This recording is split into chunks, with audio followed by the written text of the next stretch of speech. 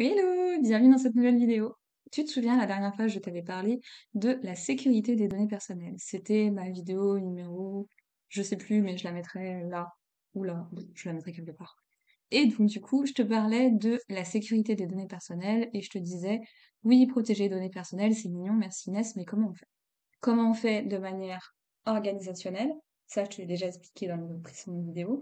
Maintenant, on va voir comment on fait de manière informatique, de manière cybersécurité. Comme ça, on est en max du marketing, ça a titillé ton envie, et du coup, on va pouvoir s'y mettre à fond et dans la joie et bonne humeur. Du coup, ce que tu vois devant toi, c'est le fameux guide de la CNIL. La CNIL, c'est la Commission nationale informatique et liberté, c'est l'espèce de représentation de l'État sur la protection de la donnée personnelle. Si tu as une question sur la protection de la donnée personnelle, tu vas sur leur site internet, si tu trouves pas la réponse, tu m'appelles. Et du coup, en vrai, ça, c'est le guide du coup de la CNIL qui explique comment faire pour protéger de manière informatique les données à caractère personnel qui nous sont confiées. Ce qu'on va faire dans cette vidéo, c'est que je vais te présenter globalement les grandes lignes du document, la structure du document, la checklist à la fin, et je te laisserai aller lire le détail parce que si je m'amuse à te lire chacun des paragraphes comme je suis en train de le faire pour le RGPD, ça va être franchement long et je suis pas convaincue que ça va être hyper pertinent pour toi. Donc le but c'est de dédramatiser le document, te montrer qu'en fait il est 100% accessible, 100% proche de toi. La CNIL fait un énorme travail de pédagogie pour parler en français. Et moi qui suis étudiante en droit, une ancienne étudiante en droit, je peux te garantir que parler français, c'est précieux. Donc, profites-en, t'as tout qui est ici en français et on va démarrer ensemble pour se dédramatiser le sujet. Du coup, la CNIL, dans son sommaire, a fait 17 fiches. 17 fiches thématiques pour expliquer comment faire pour protéger les données personnelles de manière informatique. Et ça, c'est les grandes étapes. Évidemment, on ne peut pas te donner la to-do list idéale, enfin la to-do list ultra précise pour vraiment faire en termes de cybersécurité, comment protéger, parce qu'en fait, la cybersécurité de l'entreprise est propre à chaque entreprise. Il y a des méthodes de protection informatique, mais chacune a son propre niveau de précision, son propre niveau, sa propre organisation, sa propre arborescence.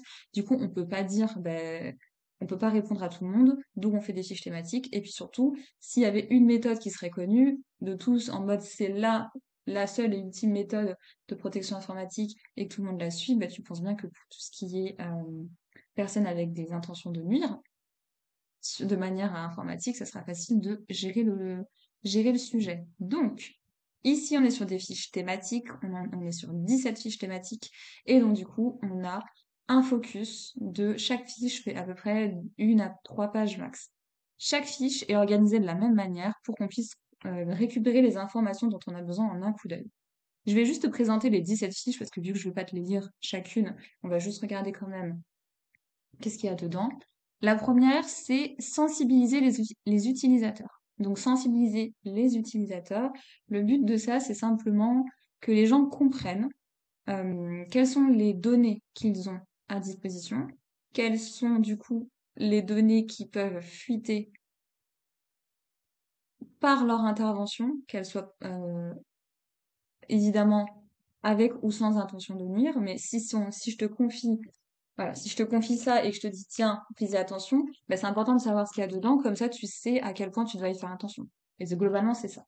Sensibiliser les utilisateurs, donc sur déjà le contenu de données à caractère personnel qu'ils ont, et ensuite sur comment faire pour euh, comprendre quels sont les enjeux de la protection, comprendre comment ça fonctionne. Ensuite, je crois que mon explication elle est claquée, mais je vais t'inviter à lire la fiche. Ça ira mieux. Ensuite, fiche numéro 2, authentifier les utilisateurs. Alors ça, authentifier les utilisateurs, c'est faire en sorte que la personne qui se connecte est bien celle qu'elle prétend être. Gérer les habilitations, c'est faire en sorte que les personnes qui puissent accéder à certaines informations, qu'on cloisonne qui a accès à telle information, qui peut modifier telle information et qui peut supprimer telle information, et encore, qui peut partager telle information. Ça s'appelle la gestion des habilitations. Tu as une base de données, tu as différents acteurs, mais chacun des acteurs n'a pas le même pouvoir sur cette base de données. Il y en a qui peuvent la supprimer, il y en a qui peuvent la compléter, il y en a qui peuvent juste uniquement la consulter, et il y en a d'autres qui peuvent la transférer, la partager, tout ce que tu veux. Ça, c'est gérer les habilitations. La fiche numéro 4, tracer et gérer les incidents. Alors, tracer et gérer les incidents, ça peut souvent être vu comme constituer des preuves pour se faire frapper, mais c'est absolument pas le cas. Tracer et gérer les incidents, c'est quand on a un incident, on le trace, on le note quelque part, on prend sa petite feuille, on marque, voilà, le 5 octobre, on a eu tel souci. Et après, ça nous permet, une fois qu'on a marqué cette information, ça nous permet de se dire, OK, là pour l'instant, l'objectif du jour, c'est de solutionner l'incident. Donc on le solutionne. Et une fois qu'on l'a solutionné, ça nous permet de se dire, OK, on prend un tout petit peu de recul, on regarde comment l'incident est arrivé. Qu'est-ce qui a fait que c'était possible? Comment on a fait pour solutionner? Quelles sont les méthodes qu'on peut mettre en place pour que ça n'arrive plus? Et en fait, c'est à ça que ça sert, de tracer un accès et de gérer les incidents, parce que tracer l'accès, ça permet de savoir d'où vient la source de problème, que ça soit avec une intention de nuire ou pas, mais c'est souvent pas le cas, c'est souvent juste tu fais tomber ta clé USB sur le parking du supermarché et dans ta clé USB, devine quoi? Il y a toutes les informations de tous tes clients. Et c'est dommage, t'es médecin. Et c'est dommage, c'est des données sensibles. Et oh, un assureur de crédit immobilier passe dans ton supermarché, tombe sur ta clé USB et il s'avère que c'est tous les voisins du quartier. Non mais voilà, c'est ça en fait. Tracer les accès, c'est savoir d'où vient d'où a pu venir l'incident et ensuite gérer les incidents. Et donc, du coup, après, nous, à terme, empêcher que les incidents arrivent et que se reproduisent de la même manière et définir une démarche à suivre pour que si jamais ça se repasse, eh bien, on sait exactement comment agir. On n'a pas l'angoisse du moment à devoir gérer les choses sans avoir de méthodologie bien tracée de comment gérer le truc. Bon, j'espère que ça sera clair, sinon au pire, vous me direz dans les commentaires. Ensuite, le bol de bonbons, désolé. La fiche numéro 5, elle est sur sécuriser les postes de travail. Effectivement, si ton mot de passe sur ton ordinateur, c'est Carrefour 2021 étoile avec une majuscule à Carrefour, on le sait tous, change-le. Sécuriser l'informatique mobile, c'est pareil. Les téléphones, il y en a certains qui déverrouillent leur téléphone avec leur visage. Bah, s'il s'avère que tu es dirigeant d'une multinationale, que tu es en boîte de nuit, que tu dors parce que tu as peut-être prévu qu'on prend ton téléphone et qu'on le met sur ta tête et que ça déverrouille ton téléphone et que comme par hasard, il y a le code de la bombe nucléaire sur ton téléphone, voilà, ça c'est pas sécuriser ton téléphone ou tes appareils informatiques mobiles de manière sécurisée. Ok, je sais que je pousse, hein, mais mon exemple il est parlant. Et en vrai, ça s'est déjà vu. Peut-être pas avec le code de la bombe nucléaire derrière, mais prendre la photo de quelqu'un qui dort ou alors mettre une photo de quelqu'un sur le téléphone pour le déverrouiller, ça c'est des choses qui se sont déjà vues, donc ça fait partie de sécuriser l'informatique mobile. Ensuite, la fiche numéro 7, c'est protéger le réseau informatique interne. Alors là, RSSI, DSI, c'est votre job. Les responsables de sécurité informatique et les directeurs de sécurité informatique, de sécurité des systèmes d'information, ça c'est votre job. Je n'ai aucune compétence technique dessus. Tout ce que je peux te dire, c'est que on fait en sorte que l'arborescence interne du réseau de l'entreprise ne soit pas accessible facilement au premier hacker du dimanche qui passe. Voilà. Sécuriser les sites web, pareil, dans les sites web, il y a des données personnelles, il y a évidemment des arnaques au nom de domaine et tout toin. Bon, ça c'est peut-être plus des choses entrepreneurs, mais dans tous les cas, sécuriser les sites web parce qu'il y a des informations dedans et c'est important de les protéger. Et évidemment, il y a des méthodes, le fameux HTTPS pour nous quand on navigue. Et après, pour toute la partie développement du site internet, évidemment, je vous invite à aller voir des experts, ne me demandez pas comment faire précisément. Et avec un peu de chance, la fiche numéro 9 donnera des informations plus précises sur le sujet. La fiche numéro 10 concerne sauvegarder et prévoir la continuité d'activité. La continuité d'activité, c'est quand il t'arrive un incident et qu'il faut quand même gérer du mieux possible le reste de ta boîte, alors que ça soit une boîte, un hôpital, quand tu as des cyberattaques avec les hôpitaux et que malgré tout, il faut quand même faire les opérations pour les gens. Comment tu fais? Est-ce que le dossier de Madame RGPD, elle est là pour telle raison ou pour telle raison? Et si je viens pour une appendice et que je ressors de là, on va couper la jambe. Ah, c'est dommage. Enfin, bon, voilà. Ça, c'est vraiment prévoir la continuité d'activité quand il y a un risque, c'est ce que je te disais tout à l'heure, et sauvegarder les données pour avoir quelque part une sauvegarde de mon dossier médical. Est-ce que je suis venue pour une appendicite, pour je ne sais quelle opération gynécologique, ou est-ce que je suis venue pour qu'on coupe la jambe ou le bras? Ah, c'est quand même pas pareil, c'est quand même pas les mêmes endroits. Donc ça, c'était la fiche numéro 10. La fiche numéro 11, c'est archiver de manière sécurisée les données personnelles. Les archives, de manière générale, c'est que tu prends toute une partie de ta boîte. Bon, là, en l'occurrence, c'est un RGPD, hein, tu t'imagines bien. Tu prends tout ton RGPD, enfin, tous les documents d'une partie de ta boîte. Typiquement, tu es médecin et tu prends le dossier médical de Madame RGPD et tu le ranges dans un placard qui n'existe pas ici. Et ce placard, il est accessible à tous, il est ouvert et on a évidemment toutes mes informations de santé. Tiens, je vais te raconter une histoire que j'avais racontée la dernière fois à une cliente, ça l'a fait marrer et pleurer. Dans un village que je connais, il y a eu un hôpital abandonné. Et dans cet hôpital abandonné, tu me vois venir à 15 000 ou pas? Dans cet hôpital abandonné, il y a des gens qui font de l'urbex et il y a des gens qui ont retrouvé les dossiers médicaux de tous les villageois et tous les gens qui habitent dans cette ville parce que l'hôpital était abandonné. On s'était dit que ouais, qui va venir fouiller dans un hôpital? Évidemment, qui va venir? Bah, seulement des jeunes qui aiment fouiller, hein, enfin, des gens qui aiment découvrir des endroits, des endroits laissés à l'abandon. Et effectivement, on avait retrouvé énormément de dossiers médicaux et tu te dis que si déjà c'est une immense violation de données, hein, les types ils ont vraiment pas enfin, les responsables de cet hôpital n'ont pas réfléchi et je pense qu'à l'époque on ne pensait pas à tout ça, mais ça c'est une mine d'or absolue pour les grands clichés d'assureurs de santé, d'assureurs de mutuelles, d'assureurs de crédit immobilier, enfin pour tous les assureurs de manière générale parce que c'est facile de les pointer du doigt, ça c'est une mine d'or en fait ces informations-là et elles étaient là, accessibles à tous. Vu qu'il y avait déjà quelqu'un qui était déjà passé, il avait déjà cassé le cadenas. C'est un pauvre cadenas, vous savez, les cadenas de journal intime là, des années 2 là. Bon, ben voilà, c'était ça. Et en fait, au final, vu que tout était resté dedans, t'as tous les dossiers médicaux de tout le monde, ça peut avoir des conséquences dramatiques. Donc, archiver de manière sécurisée, bon, là, c'était un hôpital laissé à l'abandon, mais si les informations, tous les dossiers médicaux avaient été confiés, par exemple, par un prestataire, avaient été mis dans un local fermé à clé, avec toute la protection nécessaire pour y arriver, ou en tout cas qu'elles avaient été vidées, les archives, faut les trier à un moment donné, on peut pas tout garder tout le temps sans avoir de bonnes raisons. Des fois, on a des bonnes raisons, et ok, ça, tant que ça se justifie, pourquoi pas, mais il faut vraiment faire attention aux archives et pas juste les stocker là en se disant un jour peut-être que ça servira. Non, il y a une stratégie, une réflexion à avoir pour les archives. Et là, c'était quand même un peu border. Fiche 12. Encadrer la maintenance et la destruction des données. Bon, bah, c'est ce que je te disais juste avant en parlant des archives. Il y a des données qui sont nécessaires d'être gardées. Ok, il y en a d'autres où il faut à un moment donné bah, les supprimer parce qu'en fait, on crée du risque pour rien. Plus on les garde alors qu'il y a peu de chances qu'elles soient réutilisées ou réutilisables, plus on crée du risque qu'elles soient accessibles par une personne qui n'a pas besoin d'y accéder, qu'elles soient exploitées par une personne qui n'a pas besoin, qui n'a pas le droit d'y exploiter, et puis en fait on crée du risque au sens large. Donc, c'est important, effectivement, d'avoir cette stratégie, cette réflexion de comment on conserve les données personnelles, à quel moment on les supprime, à quel moment on les détruit, à quel moment on les protège si on veut les garder et pourquoi.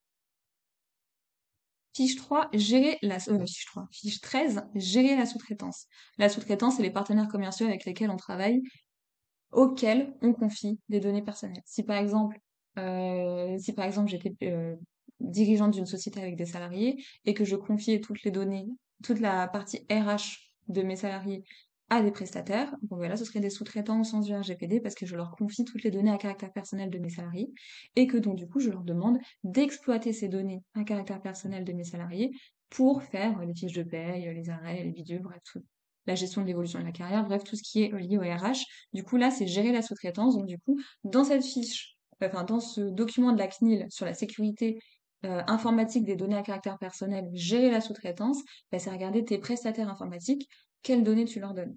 C'est en tout cas à quelles données ils ont accès via les prestats que tu leur confies.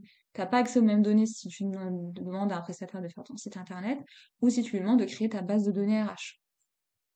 Voilà, il y a des choses comme ça auxquelles il faut juste en fait, conscientiser et bien savoir qu'est-ce que tu confies, ou qu'est-ce que tu risques de confier à tel prestataire, et comme ça te permet d'avoir une cartographie de d'où viennent les risques.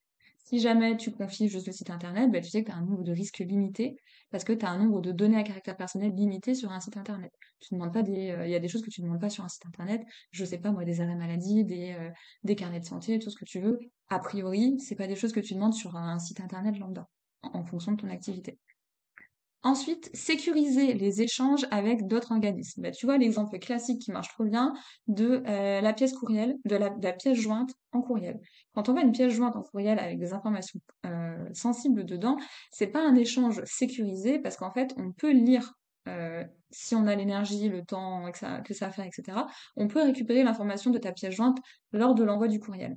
Et donc, en fait, une des bonnes solutions pour faire ça, c'est de, par exemple, il y en a d'autres, hein, mais si, quitte à échanger par courriel, au lieu d'envoyer la pièce jointe en clair, tu peux potentiellement envoyer la pièce jointe encryptée avec un mot de passe. Évidemment, le mot de passe, tu ne le mets pas dans le courriel, c'est du logique sans nom, tu l'envoies à côté. Mais ça, c'est une bonne manière de, par exemple, de sécuriser des échanges avec d'autres organismes. Typiquement, quand tu es une association qui fait de l'accompagnement social et que tu envoies les dossiers d'accompagnement social d'un usager à la métropole et que tu lui envoies littéralement toute la vie, ne l'envoie pas par courriel, s'il te plaît. Vraiment, ne l'envoie pas par courriel en clair. Soit tu l'envoies par courriel avec la pièce cryptée en PDF avec un mot de passe que tu envoies sur un autre canal. Tu l'appelles, tu dis coucou Jean-Jacques, le mot de passe c'est Madame RGPD. Bon, vraiment, fais pas ça, mais ok. Soit, je t'invite aussi à l'envoyer sur un drive sécurisé. Tu prends un drive français, sécurisé, notamment il y a OneDrive si je ne me trompe pas. Tu prends ce drive-là, tu mets ton dossier dedans et tu donnes un accès au fichier, enfin au dossier, à la métropole en leur disant coucou, tenez, si vous voulez récupérer les informations de l'usager Madame RGPD, allez sur son dossier, le mot de passe c'est boum, Madame RGPD et tout ce que tu veux. En fait, voilà, il y a des manières de sécuriser les échanges qui est autre que envoyer en pièce jointe. Il y a énormément de gens qui s'envoient énormément de choses en pièce jointe parce qu'ils ne pensent pas faire autrement, mais il existe des solutions, notamment que je t'ai partagées, pour pouvoir vous échanger les informations de manière plus sécurisée. Ensuite, la fiche numéro 15, c'est sur protéger les locaux. Alors, ça va être bateau, mais on a vu des choses magnifiques en termes d'arnaque, de fraude, d'escroquerie, hein. Les gens ont une créativité sans limite et je trouve que c'est absolument fantastique juste à observer quand t'as pas à payer les conséquences de tout ça. Mais protéger les locaux, attends, je suis en train de mettre. Protéger les locaux, c'est faire en sorte que il y a quelqu'un que ton bâtiment, que l'entrée dans ton bâtiment soit sécurisée, que la porte ne soit pas ouverte tout le temps, qu'il y ait peut-être quelqu'un à l'accueil qui vérifie qui veut rentrer, qui fasse que quand tu rentres, que tu accèdes par exemple à un étage, c'est pas parce que tu es arrivé à un certain étage que tu peux rentrer dans tous les étages ou dans tous les bureaux de ton entreprise, et de faire en sorte que vraiment chaque espace soit sécurisé pour que seules les bonnes personnes puissent y rentrer, et évidemment faire en sorte que les mauvaises personnes ne puissent pas y rentrer, ou en tout cas ne puissent pas y rentrer rapidement et facilement. On sait que si jamais on a décidé de venir te cambrioler, on te cambriolera, quoi qu'il arrive. Ça prendra juste plus du temps, mais toutes les choses qu'on fait, par exemple pour lutter contre le cambriolage, c'est juste pour gagner du temps et pour décourager la personne. Si elle a vraiment envie de te cambrioler, elle te cambriolera, tu pourras rien faire et tu pourras mettre tous les systèmes de sécurité du monde que tu veux dedans. Donc, protéger les locaux, c'est même logique. Faire en sorte que seules les bonnes personnes puissent rentrer, ou en tout cas rendre de plus difficile l'accès aux zones qui contiennent des données sensibles pour une personne non autorisée à y rentrer. La fiche numéro 16, elle est sur encadrer les développements informatiques. Là, c'est le job du RSSI et de la DSI. Je vous laisse gérer, mais je pense que c'est vraiment tout ce qui est la réflexion et la stratégie de construction de la protection informatique et de faire en sorte que tout soit intelligemment pensé, merci Inès, et de faire en sorte que les développements des outils ou l'internalisation des outils dans votre propre réseau soit fait de manière à ce que ça soit le plus sécurisé possible, le plus interne possible, et donc du coup que l'entreprise, la DSI, les RSSI aient la main dessus le plus possible. La dernière fiche, c'est la fiche 17 sur chiffrer, garantir l'intégrité ou signer. Chiffrer l'information, ça permet d'envoyer un message pas en clair. C'est ce que je te disais avec l'exemple des pièces jointes. Pardon. Les pièces jointes. Si mes pièces jointes, elles contiennent mon CRM de client en clair et que je l'envoie par hasard, par erreur à la mauvaise personne, en tant qu'affaire, bon, bah ça, c'est pas cool. Et donc, pour chiffrer le document, c'est une technique qui permet de faire en sorte que ce que tu vois n'a plus de sens. Et pour y redonner du sens, il faut avoir une clé de chiffrement qui te permette de retrouver le vrai message initial.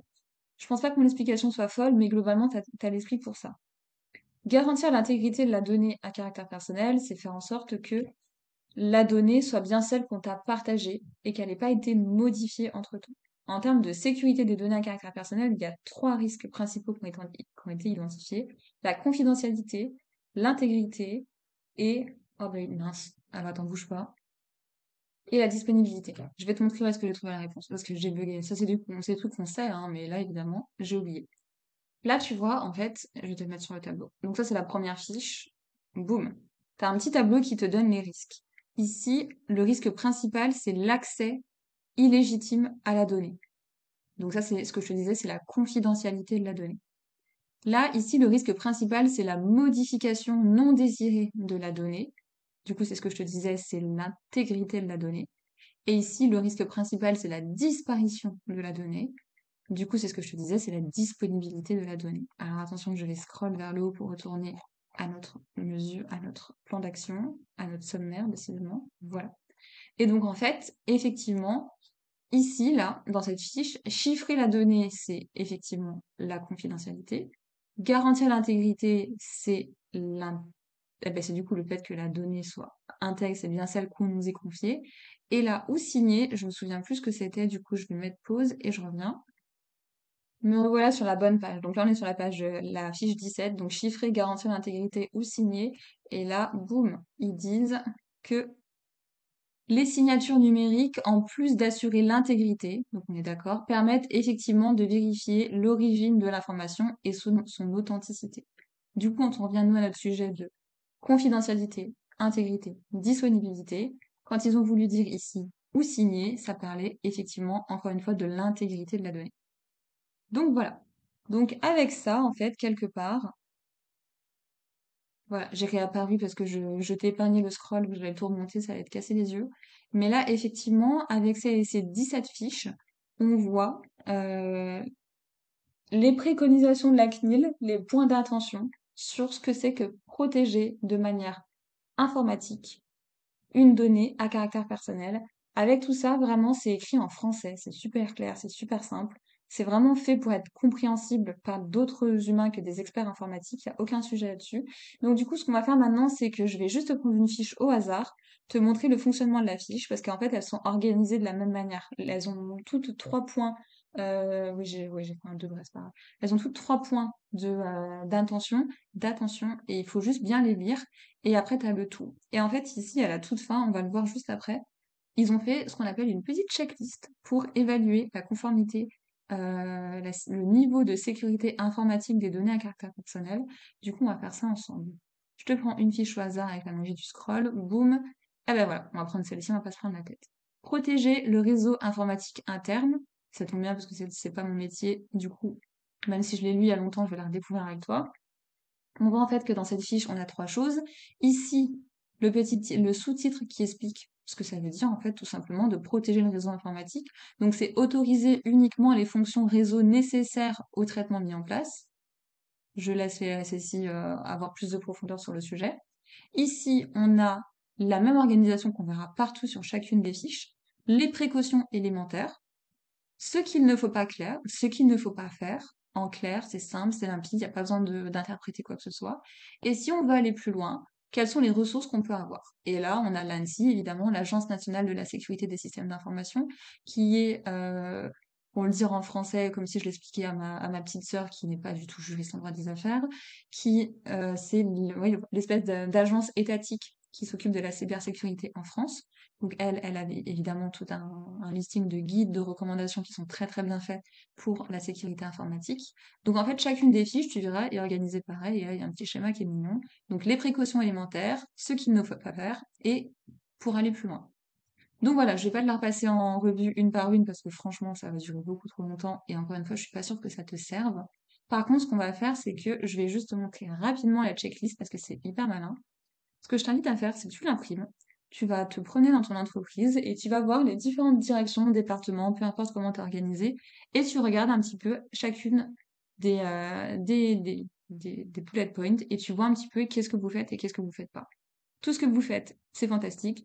Tout ce que vous faites pas, tu fais une to-do list sécurité informatique RGPD, tu mets un émoticône tournesol, tu te souviens, je t'en avais déjà parlé, parce qu'un tournesol, ça regarde vers le soleil, c'est positif, c'est mignon. Et donc, du coup, tout ce que tu fais pas, tu dis, ah ben super, dans la to-do list sécurité informatique RGPD, à faire, éventuellement, informer et sensibiliser les personnes manipulant des données. Est-ce que vous le faites? Oui, non. Si vous le faites pas, pourquoi? Comment vous le faites? Comment vous pouvez le faire de manière à ce que ça serve à vos équipes? Parce que juste balancer un PowerPoint que personne va lire, ça sert à rien. Il faut trouver un moyen pour que les personnes le lisent, le consomment et l'appliquent. Est-ce que vous avez rédigé une charte informatique? Oui, non, boum, tu coches, tu fais ta petite popote. Est-ce que tu as sécurisé tes postes de travail en prévoyant une procédure de verrouillage automatique de session? Oui, non. Ça, à mon avis, c'est facilement, on peut facilement mettre en place. Est-ce qu'on a des antivirus? Est-ce qu'on a un pare-feu? Est-ce qu'on recueille l'accord de l'utilisateur avant son intervention sur poste? Bref, tu reprends toute la petite checklist toute mignonne des familles qui est très bien faite par la CNIL, et puis tu peux construire du coup ton plan d'action derrière pour ta propre sécurité informatique. On arrive à la fin de cette vidéo. Écoute, je vais me mettre là à côté de la CNIL. Alors, je suis pas affiliée à la CNIL, hein, parce que j'ai pas cette chance-là, bien sûr. Mais ou alors, oui, je vais m'arrêter là parce que cette vidéo est très, très, très, très longue. Je te remercie de l'avoir suivie. J'espère que cette vidéo t'a éclairci le sujet, même si je me suis rendu compte que je parlais très, très, très, très, très vite. Mais ça devrait être bon normalement. Dans tous les cas, sache que ce document est clair, très bien construit, très facile, très pertinent. C'est en français, t'as juste à le lire. Et si jamais t'as vraiment pas le temps de le lire, bah, t'as la checklist à la fin et puis tu adaptes et tu prends ce dont t'as besoin et tu peux te construire ton propre plan d'action derrière grâce à cette checklist. Je te souhaite une très belle fin de journée. À bientôt.